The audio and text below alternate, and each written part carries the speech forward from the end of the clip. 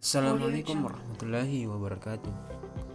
Perkenalkan, saya Herul Basar dan teman saya Ainun Jariah dari kelompok 9 akan mempresentasikan makalah kami dengan judul Aspek Keperlakuan pada Akuntansi Sektor Publik.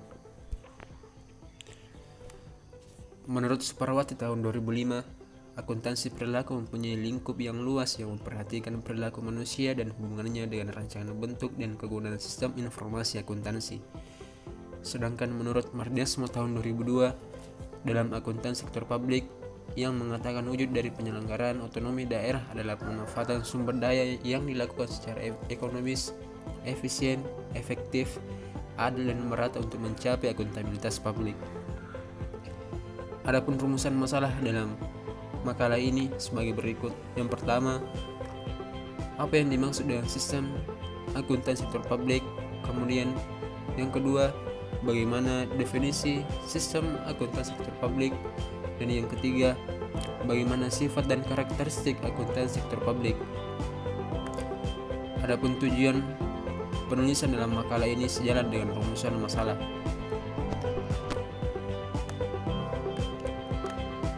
Selanjutnya, kebutuhan akuntansi sektor publik. Dalam era globalisasi, informasi dan tuntutan transportasi yang semakin meningkat, peran akuntansi semakin dibutuhkan. Tidak saja untuk kebutuhan pihak manajemen suatu entitas, tetapi juga untuk kebutuhan pertanggungjawaban kepada banyak pihak yang memerlukan informasi. Kemudian, dasar hukum standar akuntansi pemerintahan. Undang-Undang Nomor 1 Tahun 2004 tentang Perbendaharaan Negara kembali mengamanatkan penyusunan laporan pertanggungjawaban pemerintah pusat dan daerah sesuai dengan standar akuntansi pemerintahan, bahkan mengamanatkan pembentukan komite yang bertugas menyusun standar akuntansi pemerintahan dengan keputusan Presiden. Adapun teknik akuntansi sektor publik diantaranya yaitu: pertama, akuntansi dana; kedua, akuntansi jasa; dan yang ketiga, akuntansi anggaran.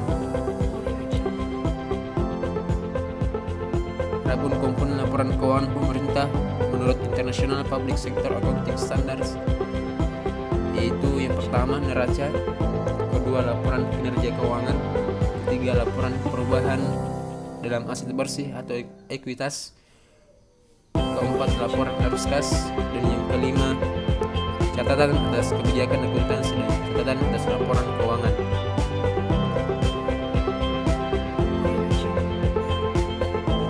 Kemudian, laporan keuangan konsolidasian.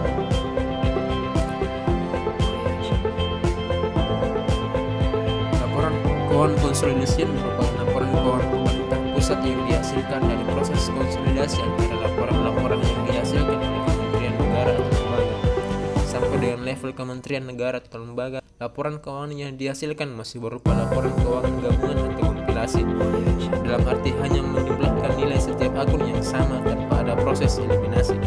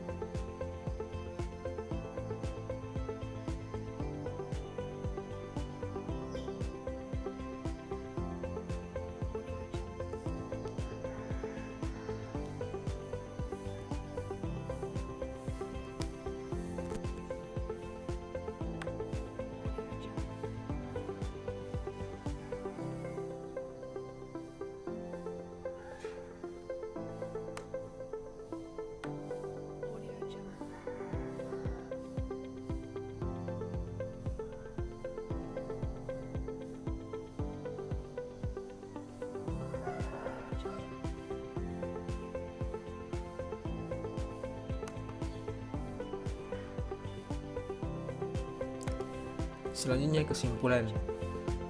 Akuntansi sektor publik merupakan akuntansi yang digunakan untuk organisasi nirlaba yang memiliki karakteristik tersendiri yang berbeda dengan perusahaan atau sektor swasta. Akuntansi sektor publik terdiri atas akuntansi pemerintahan, akuntansi rumah sakit, akuntansi lembaga pendidikan, dan akuntansi organisasi nirlaba lain yang didirikan bukan untuk mencari keuntungan semata-mata. Akuntansi sektor publik adalah suatu proses pengumpulan, pencatatan, pengklasifikasian, penganalisaan, dan pelaporan transaksi keuangan suatu organisasi publik yang menyediakan informasi keuangan bagi para pemakai laporan keuangan yang berguna untuk pengambilan keputusan.